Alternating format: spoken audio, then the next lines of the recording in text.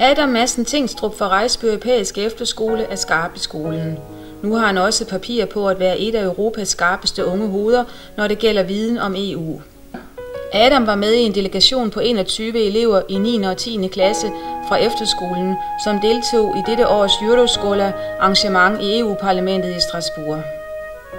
Euroskola går ud på, at unge fra samtlige EU-lande overtager parlamentarikernes pladser og diskuterer politik, så det fløjter. I år handlede det om EU-statsborgerskab, miljø og vedvarende energi, Europas fremtid, indvandring og integration, samt næste års valg til EU-parlamentet. Elevdelegationen var ledsaget af 3 lærere, heriblandt viceforstander Carsten Friis. Rejsby har gennem flere år været fast repræsentant for Danmark ved Euroskola. I år var 16-årige Holger Ildsø udvalgt til at indtage talerstolen på skolens vegne. Han behøvede hverken manuskript eller stikord for at præsentere sin skole. Holger kommer fra Hønning ved Toftlund og er søn af Peter Ildsø, tidligere skovrider i Linde Skov og nu vicedirektør i Skov- og Naturstyrelsen. Imellem plenarmøderne og udvalgsmøderne blev de 550 unge udfordret i en konkurrence med EU-spørgsmål.